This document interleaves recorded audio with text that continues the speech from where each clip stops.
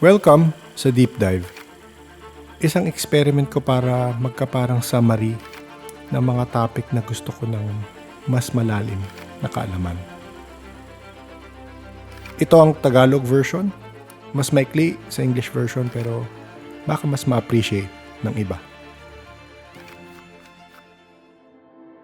For this episode, we dive into astrologers and their creed. This is from the book The Astrologers and Their Creed, a historical outline by Christopher McIntosh. Pagbati sa iyo. Ngayon, sisiyasatin natin ang isang paksa na, grabe, libu-libong taon na nating kasama. Astrolohiya. Mula pa sa mga sinaunang sibilisasyon hanggang, alam mo na, sa mga horoscope sa diaryo ngayon. Pag-uusapan natin to gamit ang ilang sipi mula sa aklat na The Astrologers and Their Creed ni Christopher McIntosh. Ang layunin natin, tuklasin natin yung mga ugat nito, yung mga ideas, at bakit ba parang andyang pa rin siya hanggang ngayon. Sige, simulan natin. Tama, titingnan natin paano ba nabuo tong mga konsepto na to. At bakit ang dami pa ring nahuhumaling dito. Actually, ang fascinating dito yung epekto niya sa wika natin. Kahit sa English. Alam mo ba na yung mga salitang consider, disaster, aspect, influenza, lahat yan may kinalaman sa mga bituin noon. Talaga ba? Yung disaster? Oo, parang galing sa Latin na disastrum, ibig sabihin masamang bituin. Yung influenza naman, dati kasi akala nila impluensya ng bituin hang sanhi. Interesting, di ba? Wow! Okay. So, simulan natin sa umpisa. Mga taga-Babylonia, sila raw yung unang nag-record nung galaw ng 5 planeta. Mercury, Venus, Mars, Jupiter, Saturn. Tapos, napansin nila, iba yung galaw nito kumpara sa mga fixed stars. At dito napapasok yung zodiac. Oo. Pero importante ring tandaan yung mga simbolo ng zodiac, hindi naman siguro basta nila nakita yung hugis sa mga bituin. Mas malamang, kinuha nila yun sa mga existing mythological symbols nila. Tapos, parang inihantulad na lang yung mga constellations. Parang pattern matching. Parang ganon. Halimbawa, yung Aries, yung tupa. Siguro simbolo yun ng araw bilang leader ng kawan ng mga bituin, lalo na nung panahon na Aries, yung sign ng spring equinox nila. O kaya yung Aquarius, yung tagabuhos ng tubig, konektado yun sa tag-ulan sa Babylonia. May sense, di ba? Oo nga no. May ambag din daw yung mga taga-Ehipto. Sila yung nagbigay ng mas simpleng kalendaryo, saka yung konsepto ng decans. Ano yung decans? Paghahati ng bawat sign sa 3 parte. Tama, 3 10-degree sections na isinama rin sa sistema. At merong pang kwento dun sa buhok ni Reyna Berenice na naging konstelasyon daw, yung Coma Berenices. Nakakatuwa. Oo, mga ganong kwento. Pagdating naman ng mga Griego, sila yung parang nag-synthesize. Pinagsama-sama nila, sila yung nagpangalan sa mga planeta gamit yung mga Diyos nila. Hermes, Aphrodite, Zeus, Kronos. Tapos, yung mga pilosopo nila like Plato, Aristotle, pinag-aaralan nila yung kalikasan ng mga bituin. Tinawag pa nilang divine animals. Teka, divine animals. So, parang literal na buhay or may sariling isip yung mga bituin at planeta para sa kanila? Well, para siguro sa iba, oo. Pero sa mga pilosopong gaya ni Plato, mas metaphysical yung dati. Pero ang pinaka-importante siguro, si Ptolemy, Claudius Ptolemy.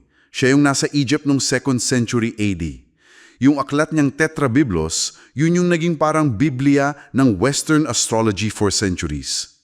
Siya yung nag-systematize? Oo, ginawa niyang parang science yung dating. May rules, may paliwanag sa impluensya nung tinawag niyang ambient, yung kalangitan sa mga bansa, sa mga tao. Yun yung nagpaseryoso dito sa mata ng marami. Okay, gets. Bukod sa zodiac at planeta, ano pa yung mahalaga? Yung houses. Oo, yung houses. 12 division yun ng langit, parang mga hiwa ng pizza na nakaproject sa paligid natin. Bawat house daw may hawak na area ng buhay, personality, pera, pamilya, career, at kung ano-ano pa. Tapos meron ding aspects. Yun yung mga anggulo raw sa pagitan ng mga planeta sa chart. Eksakto. Yung mga anggulo tulad ng conjunction, magkatabi, opposition, magkatapat, trine, 120 degrees, square, 90 degrees. May epekto daw yan sa kung paano nag-i-interact yung energy ng mga planeta. Pero dito pumapasok yung isang medyo technical na bagay. Yung natuklasan ni Hipparchus, yung precession of the equinoxes. Ah, oo. Yan. Malaking bagay yan. Paano nga ulit yun? Yung pag-urong. Oo, yung dahan-dahang pag-urong ng punto ng spring equinox laban sa mga background stars or constellations. So, ang resulta, yung mga zodiac signs na gamit natin ngayon, yung tropical zodiac na base sa seasons, hindi na actually nakatapat sa mga constellations kung saan sila orihinal na pinangalanan, libu-libong taon na ang nakaraan. So pag sinabing Aries ka ngayon, yung araw wala na talaga doon sa constellation ng Aries pag spring equinox. Exactly. Medyo mind-blowing, di ba? Malaking discussion point yan sa astrology. Ibig sabihin, nag-evolve siya mula sa literal na pagtingin sa bituin papunta sa mas symbolic na system. Okay. Naging controversial din pala to sa kasaysayan. Sa Roma, okay sa mga Stoic pero ayaw ng mga Epicurean.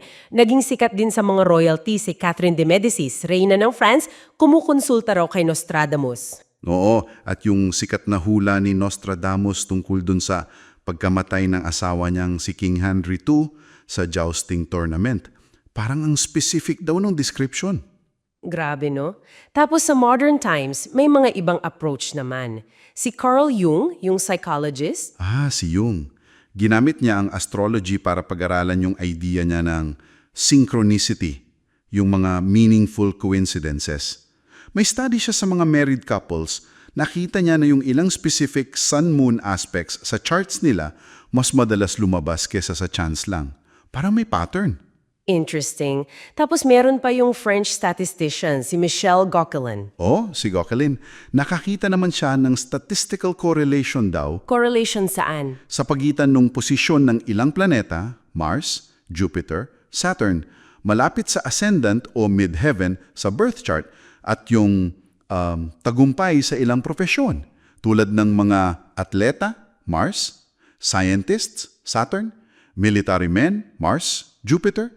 So, hindi cause and effect pero may correlation na nakita sa statistics niya. Parang ganun yung claim niya. Though marami ring debate doon. So, ano na ngayon ang takeaway natin dito? Mula sa sinaunang myth, sa complex system ni Ptolemy, hanggang sa mga modernong pag-aaral ni Yang at Gauquelin. Malinaw na napakakomplikado at mayaman ng kasaysayan ng astrologiya. Hindi siya static. Talaga. Kaya siguro ito ang isang magandang tanong para pag-isipan mo bilang tagapakinig. Dahil nga sa lahat ng pinagdaanan nito, yung history, yung pagka-disconnect sa original constellations dahil sa precession, yung mga tanong na dala ng research ni Yang at Gauquelin, saan mo ngayon ilulugar ang astrolohiya?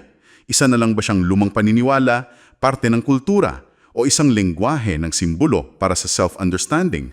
O baka naman may iba pa siyang ibig sabihin para sa'yo?